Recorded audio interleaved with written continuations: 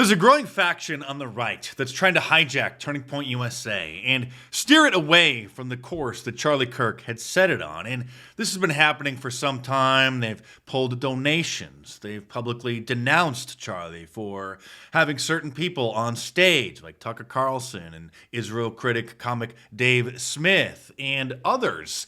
And after Tucker Carlson spoke at his memorial on Sunday, now they are doubling and tripling their efforts. So stay tuned, because this video is going to be another doozy. It's going to cause some snowflakes to unsubscribe, which is fine because we don't want any low IQ losers around here. And if you're new, be sure to subscribe, because as you will soon see, you won't find another channel like this anywhere else. Tucker had been scheduled to speak at AmFest, Turning Point USA's biggest event at the end of December, which triggered a lot of conservative Jews who are very upset with Tucker, even calling him a Nazi and the leader of Hitler Youth, some of them, because he really isn't interested in the problems of Israel, especially when they spill over into America. And for years in the conservative movement, criticizing Israel has been a career-ending move. You get the call, people tell you to stop doing it, people want to keep their career, then follow those orders. But Tucker Carlson is truly independent and has FU money, so he doesn't care. And he also has just been added to the Turning Point tour, which is like a continuation of Charlie's college tours. So now they're having a bunch of cool people go around and speak at the different colleges, like, of course they would, ranging from Michael Knowles, Megyn Kelly, Alex Clark, one of the Turning Point girls, Vivek Ramaswamy, Glenn Beck, kind of a loser, Tucker Carlson, and others. And so the fact that Tucker Carlson is still being embraced by Turning Point has triggered these, conservative Jews and the neocons and the Zionists, who, seem to always have a special place in their heart for sending our tax dollars to Israel and risking American lives to protect Israel, and, going to war in Iraq back in 2003 to protect Israel. Tucker's comments at Charlie's memorial on Sunday really set them off. So I'll get into all of that. I'm going to play 1 minute of his speech. Even if you saw yesterday's video, just stay tuned, because we're going to go far down the road less traveled. It'll be worth your wait. So here's what he said in case you missed it. Ultimately, he was a Christian evangelist.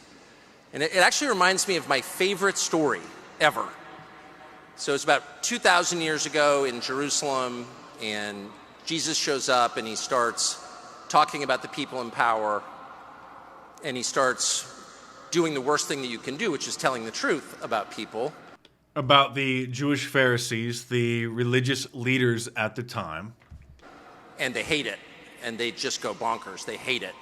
Of course, this is all written in the Bible, and I'll get to some of those powerful Bible quotes in just a moment that these people who are calling for Tucker Carlson to be canceled are denying exists and lying about. And they become obsessed with making him stop. This guy's got to stop talking. We've got to shut this guy up. And I can just sort of picture the scene in a lamplit room with a bunch of guys sitting around eating hummus, thinking about, what do we do about this guy telling the truth about us? And giving people access to the secrets of the kingdom of heaven, which the religious leaders at the time wanted to keep for themselves.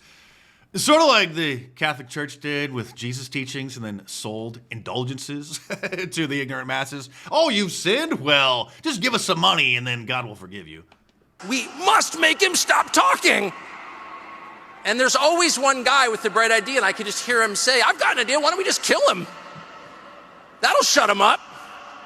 That'll fix the problem.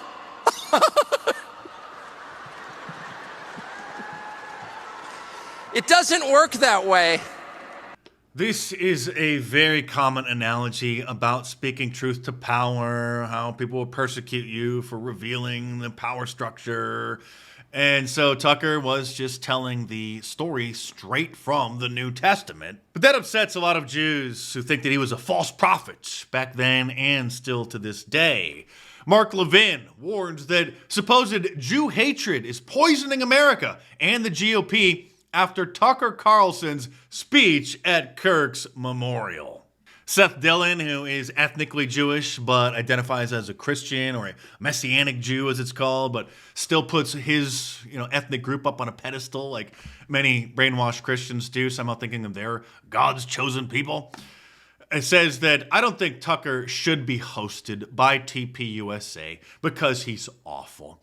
And I don't think Jimmy should have a show on ABC Jimmy Kimmel because he's awful. But they're both free to be awful, and the choice to host them is up to the hosts. Laura Loomer says Tucker Carlson is a lunatic and that she is not going to be giving any time or energy to anyone who supports him. It's demonic energy. Tucker Carlson is being demonic by accurately telling the story of why Jesus was rounded up and killed. After Glenn Beck denounced one of these Jewish accounts for attacking Tucker Carlson, not knowing that it was a right-wing Jewish account, thinking that it was a leftist, was attacking Tucker because he didn't really understand what is going on here. Then Laura responded to him saying, "He's not on the left, Glenn. We all have eyes and ears. We are over being gaslit by the modern-day leader of Hitler Youth." So, to Laura Loomer, Tucker Carlson is the modern-day leader of Hitler Youth for accurately describing what the Bible says happened to Jesus. This loser says that he did a bit of digging and just found out the following. Tucker Carlson was named in a lawsuit by his former senior producer, Abby Grossberg, who alleged anti-Semitism, sexism, and a hostile work environment in Fox News. Yes, I covered this in my book, The War on Conservatives. What she deemed anti-Semitism was they had a Christmas tree in the office, and she complained that there was Christmas music being played there, and one of the other staff members told her not to be a Grinch. And so then she sued them for supposed anti-Semitism. The attacks against Tucker, particularly on Twitter, on X, just go on and on by those virtue signaling which side of this faction they're on, like the raging gay misfit patriot who claims that the Romans killed Jesus, but his followers, meaning Tucker Carlson's followers, don't know that because they're retarded. Joel Pollack, the senior editor over at Breitbart, says, amid an otherwise extraordinary event, Tucker Carlson's decision to draw parallels with the plot to kill Jesus in the New Testament was, shall we say, unfortunate, including the mention of hummus and the giggle at the end, not representative of the event as a whole. Wannabe Conservative Inc. TikTok personality Aaron Wexler says that it doesn't bother me that Tucker used the first minute of his speech at Charlie Kirk's memorial to blame the Jews for his death and the death of Jesus. It bothers me that absolutely no leading conservative voice said anything about it. Oh, there's Laura Loomer responding, I called it out, doing what I can in a party full of Jew haters. She also thinks she's a stand-up comic, so here's a small little sample of what she thinks is funny. I'm thankful. I'm thankful to my parents for this very unique name because it definitely helped me get my job in finance right in school. Like, you just know that recruiter was looking at that pile of resumes and they saw my first name and they thought, ooh, perfect, DEI hire. And then they saw my last name and knew I could actually do the job, so...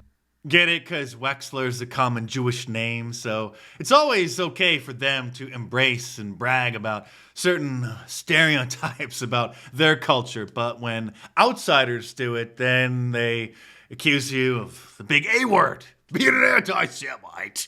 One more clip of lies here, and then we'll take a look at what the Bible actually says instead of what these people claim that it says.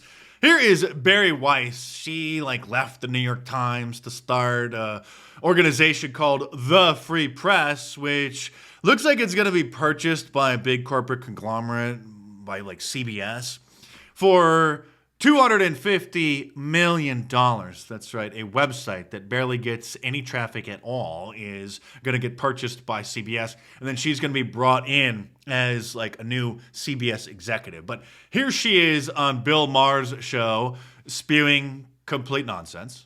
Why the Jews? Why do they have the kick me sign on their back? Well, I mean, I'd have to go back to the book of Matthew. When the Jews rejected Jesus as the Son of God. Oh, that thing. Okay, that thing. That's right. I knew there was something I had forgotten. That whole little detail. Always comes back to him and his bad day. No, but just think about it. Just think about it for one second. So, if you look at the idea that the Jews get the most the tiny Jews get the most powerful empire in the world, the Roman Empire, to do their bidding by killing Jesus. And in a way, it all goes back to that original conspiracy. Well, it's just a conspiracy theory. Now, to be clear, it's not fair to blame the Jews or all Jews or the Jews living today for what the religious leaders, the Pharisees, did 2,000 years ago, any more than it would be fair to blame white people living today for slavery. But it is interesting that in the book Jesus in the Talmud, written by religious scholar Peter Schaeffer, who himself is Jewish, he does admit that the rabbis later bragged that they did get Jesus put to death. The Talmud, by the way, is a series of books that is the basis for what's called Rabbinic Judaism, which is the most common form of Judaism, the religious Judaism today. Of course, I've been covering this in detail in my books for years. Here's a little excerpt from Hollywood Propaganda, How TV, Movies, and Music Shape Our Culture, in the section about the Jewish ADL and others completely losing their mind back when The Passion of the Christ first came out, calling it deeply anti-Semitic because it, depicts the story of Jesus' arrest, sham trial, and crucifixion, which was the most popular film about the events to be made and wasn't a straight-to-DVD release like most others. With Mel Gibson behind it, the film became a huge success, which caused tremendous backlash. So the ADL called it anti-Semitic, a bunch of Jewish reviewers, film reviewers, called it anti-Semitic.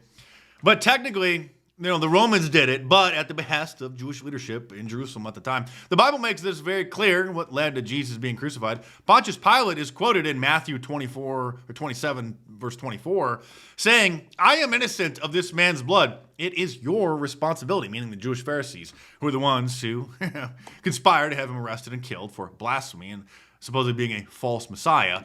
Pontius Pilate even offered to release Jesus, but the crowd of Jewish locals demanded that Barabbas be released instead. This from my book, The War on Conservatives. Yes, quoting the Bible is considered to be anti-Semitic these days, including passages like Matthew 12, verse 14, which reads, "But the Pharisees went out and plotted how they might kill Jesus." Oh, but I thought that was a lie. Of course, coming from people who don't want you to actually read the Bible. And in Mark 11, verse 18, which says, "The chief priests and teachers of the law," the Jewish Pharisees, heard of what Jesus was teaching, and began looking for a way to kill him. Oh, for they feared him because the whole crowd was amazed at his teachings. So it wasn't the Romans who were insisting that he be crucified. The Bible makes that very clear. In Luke 23, verse 23 through 24, it says, "But with loud shouts, they," meaning the local Jewish community, "demanded that he be crucified, and their shouts prevailed. So Pilate decided to grant their demand." But despite Tucker Carlson talking about Jeffrey Epstein being a Mossad agent and talking about the tremendous political influence that AIPAC, the Jewish lobbying organization, the Israeli lobbying organization, has over our government, Charlie Kirk still stood by Tucker's side and recently held a sit-down conversation and said this.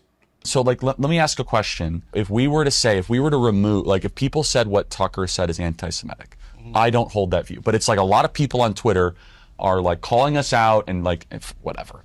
That's not going to happen. But if we were to cancel Tucker, would anti-Semitism increase or decrease? I think increase, because that means any supporter of Tucker Carlson's statement therefore makes them anti-Semitic. Exactly. Association. Mm-hmm. But I got text about you, Megan, saying, why is Megan doing the bidding of Hamas? I was like, what are you talking about? Megan's the best. Texts from people that he knows, not tweets from random lunatics online. These are people that he personally knows. What? She's amazing. And I said, why are you texting me about Megan? Because she was questioning why AIPAC has so much influence over our government. That's why. I would love to know what they do to get the loyalty of politicians, because I will say I have had multiple reach outs to me, both from friends and from connected people in DC, begging me to go to Israel with them. And I have said no every time. I'm just too busy. I have 3 kids. I have a full-time job. I'm not doing it. But lately, it seems like it's coming to be even more, because I feel like there's a contingent of people who are worried that they're losing me. And I've said that you're not losing. I'm not on Hamas's side. No, God, no. Nobody's on Hamas's side. But it's been a while now that this has been going on. Right. And we're getting more involved with the Iranian bombing and so on. Sure. And my own feelings are, I'm looking at Israel in a different way right now than I was on 10/8, that's for sure, of 23. Right. And I at that point, and so this is what they don't understand. You and I, Megan, and Tucker is in the same category, and they've tried to go after Tucker. Yeah. Is that the more you attack our moral character, the more we're going to double down in a direction, because 100%. Screw you, I don't do it that way, okay? And I will say this, the behavior by a lot, both privately and publicly, are pushing people like you and me away. Not like we're going to be pro-Hamas, not like we're going to, but we're like, honestly, the way you are treating me is so repulsive. I have text messages, Megan, calling me an anti-Semite. I am learning biblical Hebrew and writing a book on the Shabbat. I honor the Shabbat, literally the Jewish Sabbath. I visit Israel and fight for it. And there's another article out in the Times of Israel today. I could read it on air. I was just reading before I got on. Charlie, what are you doing? Like, what am I doing? I'm sorry. Like, let's just take a step back here. Like, I'm an American citizen. And it's comments like these which are behind the conspiracy theories that Israel or Mossad, Israel CIA, or the Jews were behind Charlie's assassination, which is completely ridiculous for numerous different reasons. I'll probably have to do an entire video on this because I can already see the whack jobs in the comment section. Dice must have got the call to cover it up. Charlie still supported Israel. He just didn't want to support the forever wars. He soured on Benjamin Netanyahu. He didn't want Gaza to be ethnically cleansed. He lost donations from very wealthy Jewish donors. But that doesn't mean that they were going to kill him. And even if they wanted to, they wouldn't have been able to find this whack job to be able to do it. They would have had an actual Mossad agent track his location in real time and just walk next to him and spray him with some poison when he was getting coffee somewhere or at the grocery store. They wouldn't risk all of the points of failure that could have gone wrong and then led to the assailant being discovered and captured. And leading the charge of this stupidity is Candace Owens, who is so paranoid that she didn't even go to Charlie's memorial because she's so paranoid that she thought that they might be able to get her there because they would have known that she was there because she would have posted about it and they were expecting her to be there. I said there is no way we are going to this event now. There's a 0% chance. You're all working to try to get me to confirm that I'm going. And you're doing this as if you're trying to like push my buttons and be like, we got to make her get into her ego so she like shows up and like posts it on social media. Nope, actually, while I'm attacking the feds, maybe not going to a public event which the feds are organizing is probably a very good idea. I'm good. You know what I'm going to do? I'm going to listen to Power on my headphones and go see Ye. How's that for a memorial for Charlie Kirk? That feels like the right thing for me to do right now. So she's in hiding, even though she owes her career to Charlie Kirk for hiring her as a Turning Point USA ambassador. But now she has a new theory about what happened. She's not sure about anything, but she's got all these theories and all this supposed evidence. And here is her latest feeling about what really happened. Hey, yeah, there's like a whole underground thing there. And to your right, you're observing those 2 little boxes, and they told me that was a trap door. Now, I'm not implying someone, popped up and shot Charlie, but that's a close-up of that area. I'm just implying that there's an entire underground there. And I remember when I looked at the footage, I felt like it was coming up. I don't know anything about ballistics. I'm not an expert. But if there was a hatch door nearby, then we can assume, as we should always assume with colleges, obviously stadiums, there's always an underground path. So I'm wondering if the federal government has explored the possibility that somebody could have been under Charlie and done that. While everyone's looking around and thinking that a shot went off from here, if that was just maybe like decoy number 2 and actually Charlie was shot from beneath him, which then could maybe explain why there was no exit wound. Again, I'm theorizing because I have a right to. I have a right to think. And you're not thinking. Your brain is broken. You need to take some time off and go and see a psychiatrist. Go ahead, leave your little comments. It's going to hurt my feelings so bad. Dice is sold out to the Jews. He got the call. He got those shekels. Yes, I must be secretly working with the Jews to cover this up, which is why I'm literally the only person that you've ever seen shown this clip from the ADL's website, which I think they actually have since deleted, but I screen recorded it years ago. I show it every Christmas about how the Jewish ADL, the Gino ADL, the Jew in name only, the leftist secular Jews, have a problem with Santa Claus and want it banned from arts and crafts time class in public schools. And how a certain group of people, Ginos, are the ones who are always complaining about Christmas. Please don't wish me a Merry Christmas. It's impolite and alienating to assume I follow your religion.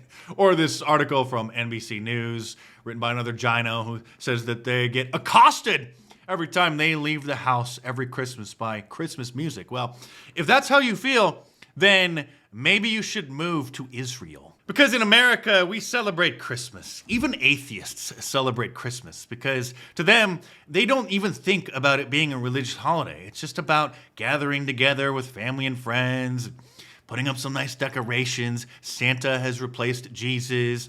I can't think of a single Muslim, Hindu, Sikh, or Buddhist who has a problem with Christmas. But with those Ginos writing these op-eds in major news articles or major news outlets every year, that's a whole other story. Tell us more, Charlie, about what these Ginos have been doing to America.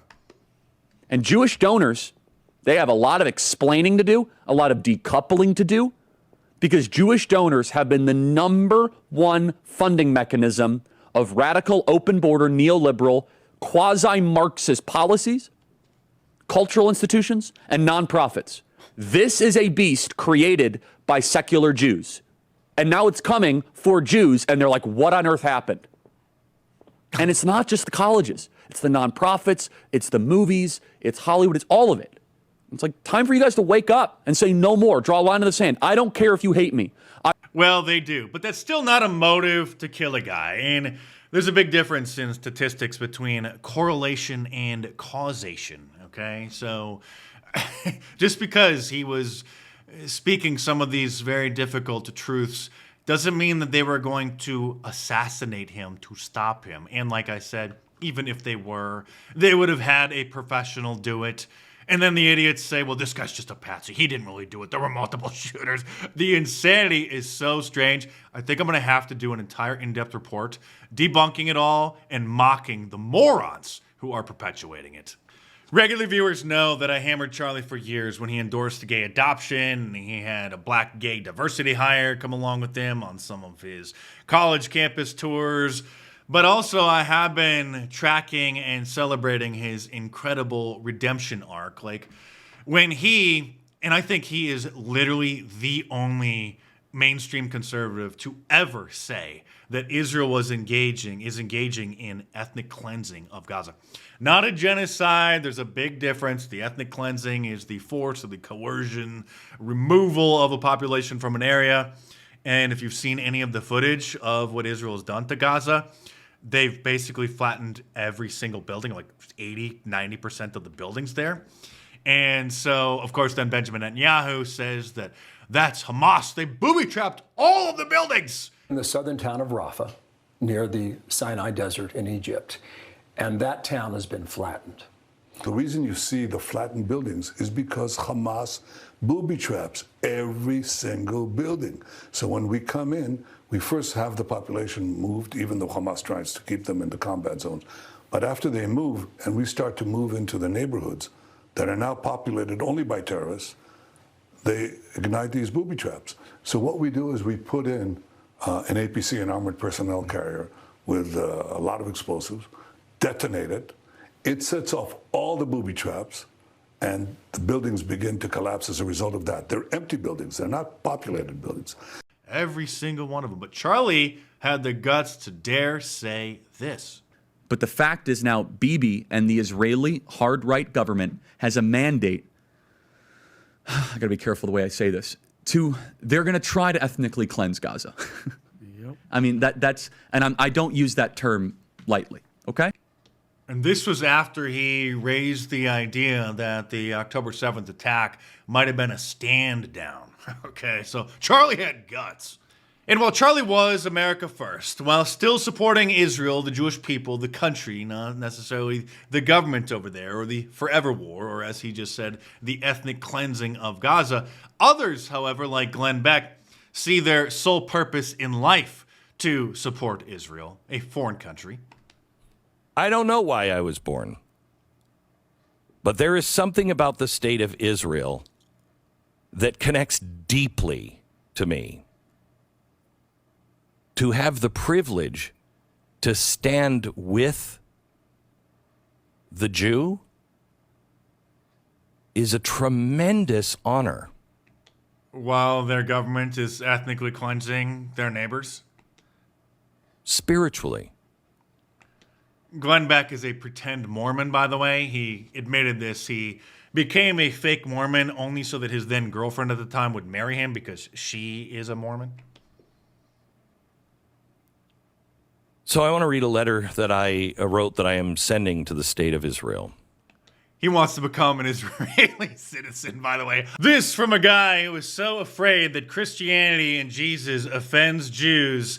He said this. And here's Joe Biden in a meeting with Bibi Netanyahu when he makes the sign of a cross, which I've checked it over 4 years, and our friendship goes a long way. See that, the Catholics do that. They kind of make the sign of the cross on their forehead, down to their stomach, and across their shoulders, right? All righty, there he is, making the sign of a cross, which, I don't generally think is a good idea to do while you're in the presence of the Prime Minister of Israel, which happens, I don't know, but has a few Jewish people in it. So us Christians should hide our crucifix necklaces then? We should hide our faith so that we don't offend Jews? I'm sorry, but this is America, and in my country, we say Christ is King. And you can order my Christ is King shirt from my online store at markdice.com or click the link in the description below. Like all of my designs, it's available in a t-shirt, long sleeve, and a hoodie, and a tank top, and women's cuts as well. Or if that's not your style, all kinds of cool different designs over there. So just head on over to markdice.com or click the link in the description below and check them out.